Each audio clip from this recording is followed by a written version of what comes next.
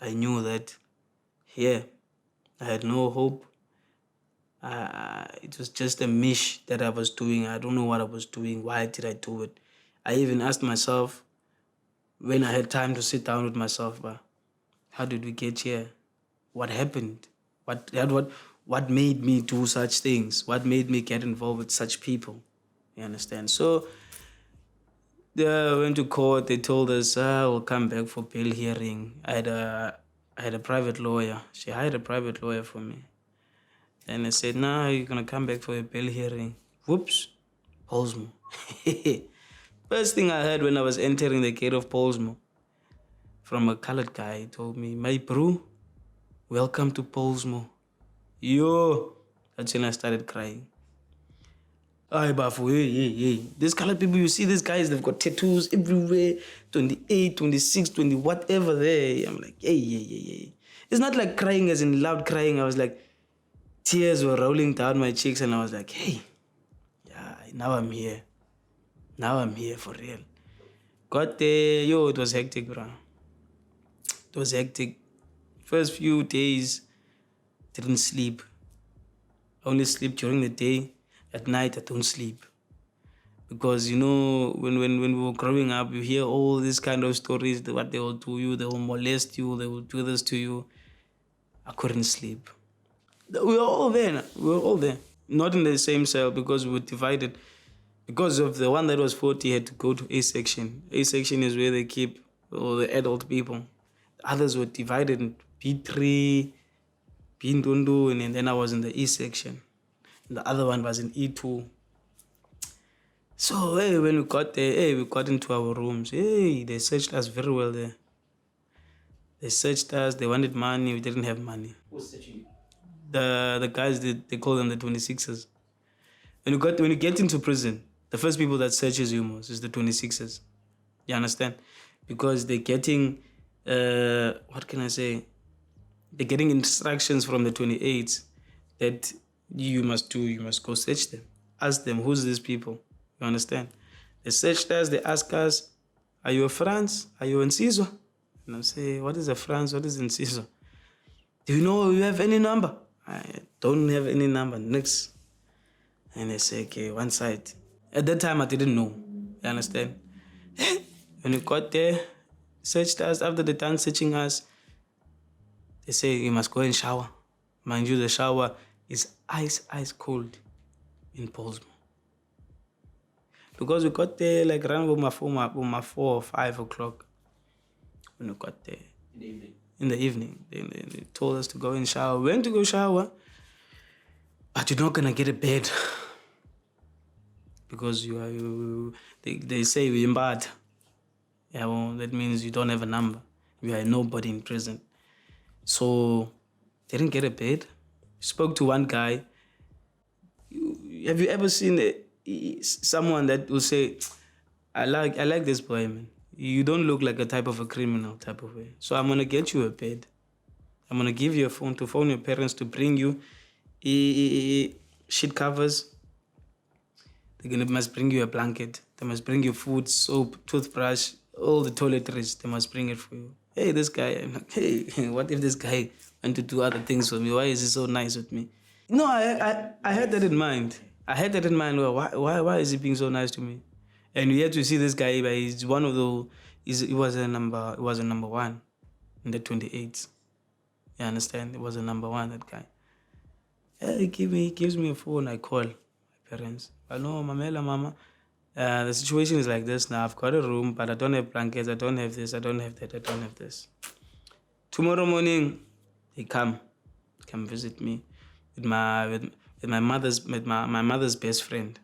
They came to visit me because my mother's best friend is the one that convinced them. But listen, you cannot wash your hands for this boy.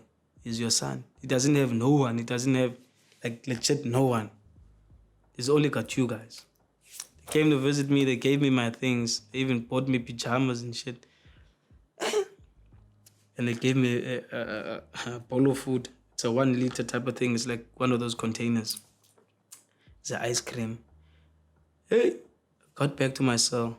Mind you, I see people getting robbed while after they're taking izinto zabo like food, clothes and everything, they're getting robbed. I'm not getting robbed here. They're all passing me, going to the next guy, going to the next guy. I'm like, hey, what is going on here? Fine, I go back to my section. Now the problem is this: you have to share your food when you get there. I shared my food with the guy that gave me a phone. He gave me a bed on top of him. Got a bed, everything. Now I'm sorted. Now I'm nice. I'm good guy. Up until there was this one time when this guy, there's most people that's reading visits in the hallways. You understand? Going to room. Now this guy is a Zimbabwean guy. Doesn't know how to pronounce Amakama right. And I'm standing there in the grills. I'm standing there now in the grills. And I asked this guy, can I help you, my guy? Because I know how to read. You understand? He's like, okay, you can help me. So I read the visit. Kandi, the chief, the prison warder, is listening. You understand? Hey, for my 5 minutes. Now it's the following day now. After they bought me my things and everything. Now it's the following day. Now I read the visit. Yeah, I'm okay. I'm getting a hang of these people now. Okay, okay. If I want to smoke, I go to that guy, the one who gave me a phone. Say, Baba, I need to manje just to smoke, like cigarettes, smoke cigarettes. The next day I read this visit. The chief comes inside. I just hear clack clack. After I'm done reading the visit, yeah, we all move back. What is going on here? Now this guy comes in. That's Chief Mamba. I'll never forget that guy. He was so nice to me. Chief Mamba is like, who was reading the visit here so nice? Hey, everyone in the room. No, it's this new boy, man. They called me Sobs. No, it's this new boy.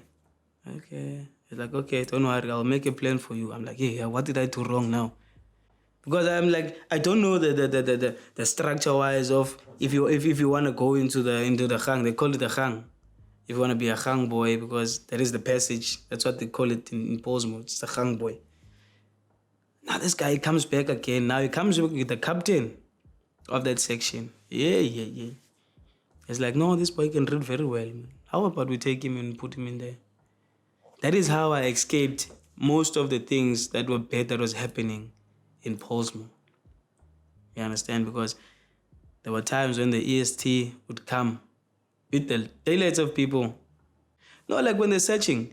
If they search, they find something, they find drugs, they find the phone, they find chargers, they will fucking move the whole room.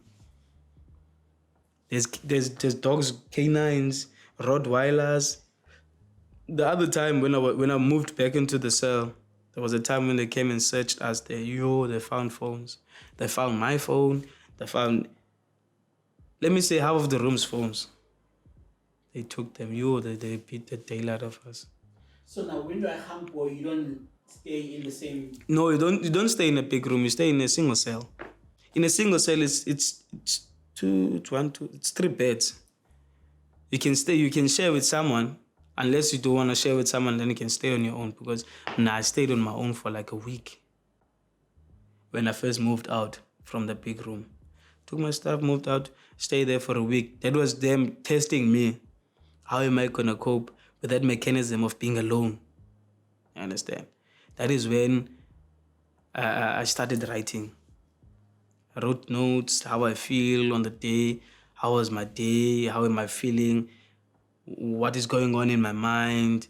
I was depressed when I was in Pollsmoor. I was going through the most.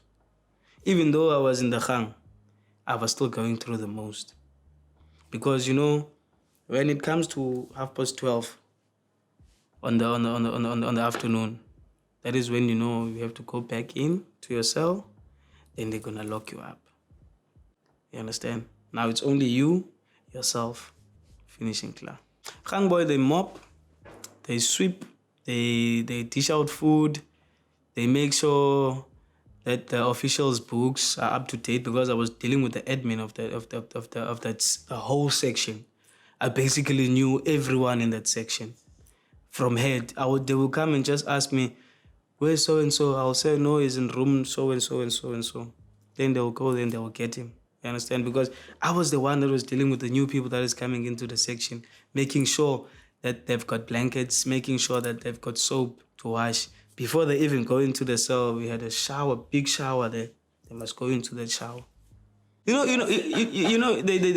normally sing when they do when they're mopping there. Yeah. But nah, I never did those things. I never mopped. The only thing I was doing, I was dealing with books, making sure that they've got trunk cards. It's like they say to your dompas in the prison. You understand? I was making sure that you have that, and making sure that you get a room. If you don't get a bed, that's not my business. You understand? So I was like, at some point I got traumatized from that situation of staying alone, because I stayed there alone for a week. I moved into this other guy's room, another single cell also, but I found out, hey, this guy is using too much tech. So I was like, nah, this is not for me. So I'd rather move back again. So I stayed for like 3 weeks alone. Well, I did do that at some point. You understand? I would take in stuff, but I had to make sure when I do take in stuff, I had to make sure that nobody else knows about me coming, giving to you. Isn't. You understand? Even if they know, I have to have umuntu that I will say, listen, man, I'm gonna bring something like this and this and this. You understand? Or I'll go straight to the person that I have to deliver things to, and I ask them, like, say, listen, so and so there in the kitchen, or so and so in the other section said, I'm gonna bring this to you. So when I'm coming by, or when I'm reading the visit, you must be here at the grill so that I can give you your stuff. I did do those things. Hey, but it was a lot of dacha, man. Mostly it was dacha, menrex, and tick. No, it doesn't smell. Hey, bro, they use something. It's called, plastic wrap. In prison, they call it car plastic. You understand? They wrap the thing nicely. They first put paper, then they wrap it, they wrap it, they wrap it, they wrap it. That time I was not this big. I was still a bit small. You understand? I would put it here, like on my waistline, put on my belt so that no one will notice. You understand? Then when I go deliver, I make sure that I know how I'm standing. I'm gonna be standing like this on the grills when I'm speaking to that person while that person is busy taking his stuff from me. If you come across someone that knows that you were a hang boy and they've seen you going to sections, because now I was going everywhere in that wrong. In prison, I was everywhere. Me, you will find me in my section, next section, down there. Like after about 4 months, 5 months when I was there, I got now to relax. You understand? Checking how the system works. You understand? People trying to recruit me, and I was like, nah, I'm not good for these things, guys. I'm not cut out for. Because at this one point, the guy that gave me a cell phone, he said to me, Wena, you look like a guy that can be good use in the number 2 section of Yama 28. I was like, me? No, my guy. I'm not cut out for that life. Because Did you know what does that mean? well, when I was about 6 months, I knew what it means, because it means you're a person of discipline if you are number 2. And you don't just do anyhow. Everything of yours you need to do with discipline. It has to be in order. Now, if you're number 3, then you're one of those people, the violent people. Anything and anyone, you'll stab them. You understand? You are game for anything that can come on down now. You can defend yourself. You understand? So I told them, no, I'm not cut out for those things, man. Because I'm still going through a lot of emotions. You understand? And at that time, the girlfriend that I was with, she also blocked me, ditched me, and all those things. I was going through a lot of nonsense when I was in Pollsmoor. You understand? When I got depressed, at some point I was like, okay, I'm gonna hang myself here. But why must I hang myself? Because everything here will come to pass. You understand? There will be a day where I'll go home. And the person that I normally used to speak to was Mr. Mamba. I will call Mr. Mamba, cry in front of Mr. Mamba and tell him, nah, it's too much now. I can't take it anymore. I don't know what to make of the situation anymore, and I'm tired of the situation.